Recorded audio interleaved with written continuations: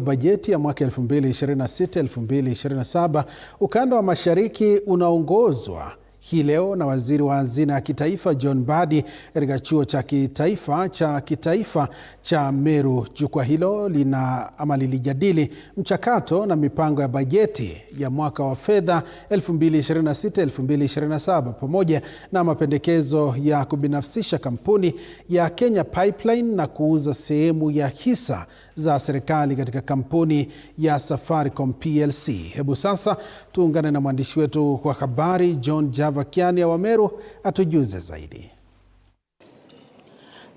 Shukran tena sana na kupata vyema hapa katika kaunti ya Meru, ambapo katika hafla hii kunatarajiwa kuwa na waziri wa fedha John Mbadi.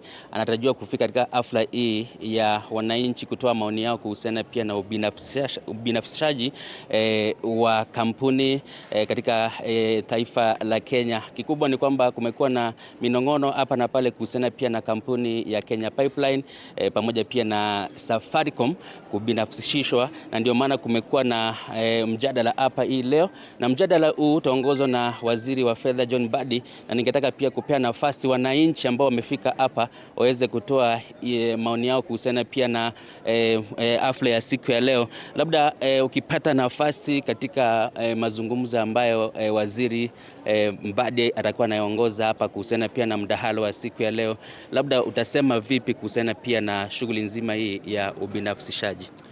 Nasema asante sana. Jina langu naitwa Poem Mugera ama Maraga wa Southimenti, kama vile wananchi wamenipatia hiyo jina.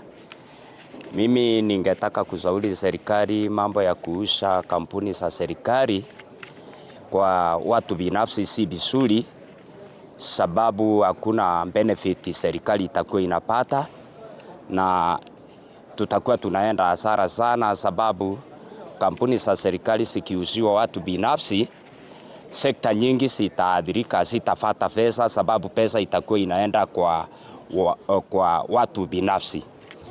Kama Safaricom, ningependa hizo shares za serikali siwe zinakaa kwa serikali, sababu zile pesa zitapatikana zitakuwa zinasaidia sekta ya masomo, sekta ya health na hata sekta zingine za barabara na sekta zingine ambazo zinasaidia wananchi wa Kenya. Kwa hivyo sio vizuri serikali kuuza mali yote ya serikali.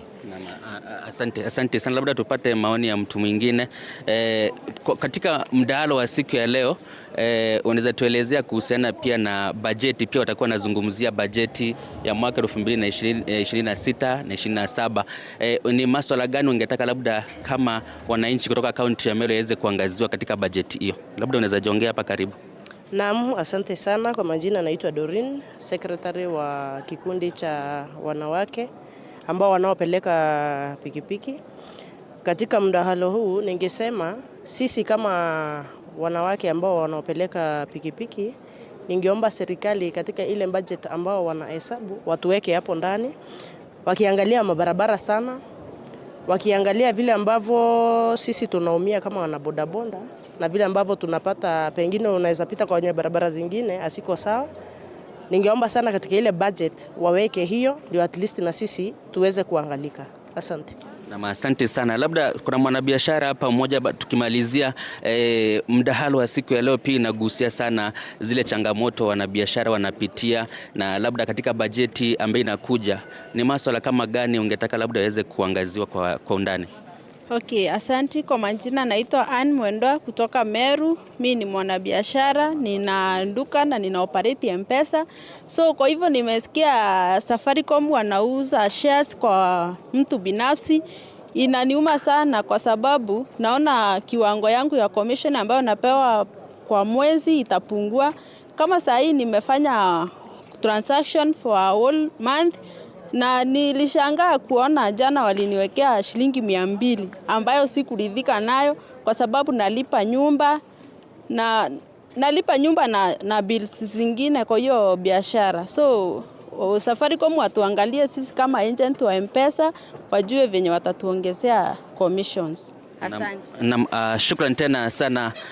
Ni maoni tu ya wakaazi kutoka hapa kaunti ya Meru ambao wanatoa kuhusiana pia na mdahalo ambao utakuwa unafanyika katika ukumbi huu, na kikubwa ni kwamba waziri wa fedha John Mbadi anatarajiwa kufika hapa wakati wowote kuanza hafla ya siku ya leo. Kutoka hapa kaunti ya Meru sina la ziada. Jina langu ni John Java Kenya. Tarejesha kwako kwa mengi zaidi. Naam, shukran.